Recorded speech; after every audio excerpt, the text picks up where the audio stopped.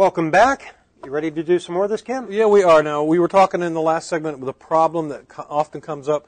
You try to open a file, double-click it, and you get a warning that says the computer doesn't know what to do with that file. All right, that happens when you've got a file on your computer but no program associated with it. In other words, you've got a PowerPoint file, but you don't have PowerPoint.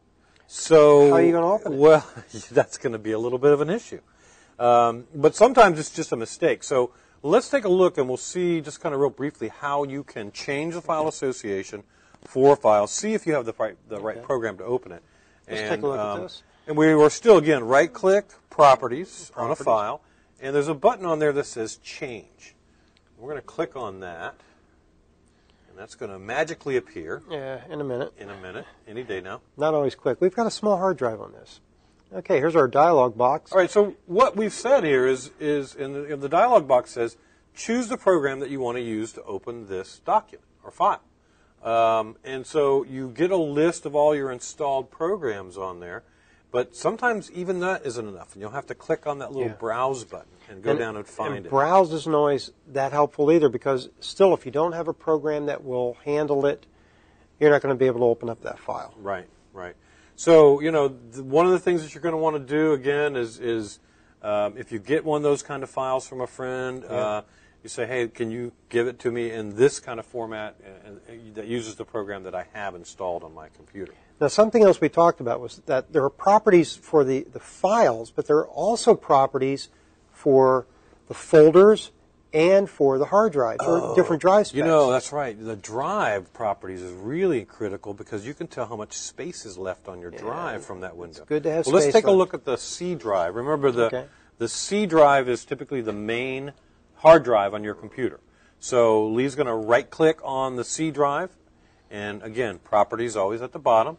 And you've got a lot of really good information on a drive property. It's very important here. The magenta color there gives you the space available. Right. And you want space available because all computers like to buffer things in and out of the hard drive. And if your hard drive is really loaded up, especially with a lot of junk, right, that's not good. So this is a good place to go if you've got a computer and it's really, really slow. You can right-click, go to the properties, and you can see visually how much space if you're maxed out, maybe you better take this next step and do a disk cleanup. Yeah, disk cleanup's pretty straightforward. Right.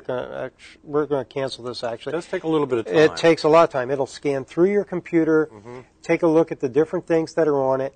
It calculates how much space it can recover and how it would recover the space. What's interesting about computers is they don't, when you delete a file or change the name of a file, sometimes little remnants of those files get left behind, little bits and pieces of digital information that the computer doesn't really need. And during this process, it goes through and says, yeah, I don't need that, don't need that, don't need that. Yeah. And then it comes back and it tells you, okay, I found all this stuff. If you want to go ahead and throw it away, hit a button. And one of these shows, we'll do a thing on how to speed up your computer by going through these cleanups. That'd be great. But this is a good way to get started. Now, we're obviously in the properties, but we're not going to go into all these other things at this time. They're really not areas that you want to play in anyway. Right, right. So if you're starting out, that's not it.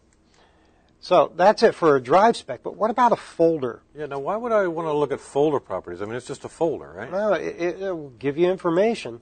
You might need it. For example, this one, I can see this folder is taking up 1.5 gigs of space. Right. But, I chose the one on programs on purpose. Right. Because I knew it had a lot of files and folders. There are actually 1,449 folders in this. Whoa. Containing almost 8,900 files. It must have taken you a long time to create all those files, Lee. These are all the program files. These are the ones that are installed when the program. So you don't even ever see these things. No. But I mean, a good point though, because if you come to a situation where your drive space is really full and you want to start throwing things away, a good way to start is look at those folders that are really big. What's in there? Do I need them? I mean, you might have pictures or music or that kind of stuff. I want to go up here to my documents. Let's see, here's my PC admin documents because I'm logged in that way.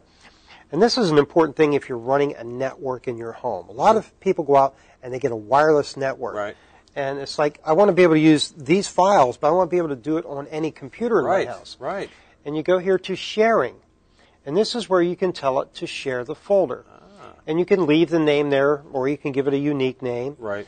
And you can tell how much is allowed and everything, and you give it permissions to other users on your network. So if you're downstairs working on your computer and you don't want to walk upstairs to save a file you're working on, you could just save to a shared folder. Which is really great during football season. Absolutely. I just don't. You don't have to get up and miss one moment of the game. So in a nutshell, we just covered a lot of really neat things that you can do. Other things, security and other settings on there. Yeah. Remember, the main thing is, don't mess around with something you don't know what it does. Right. Especially program files, Windows files.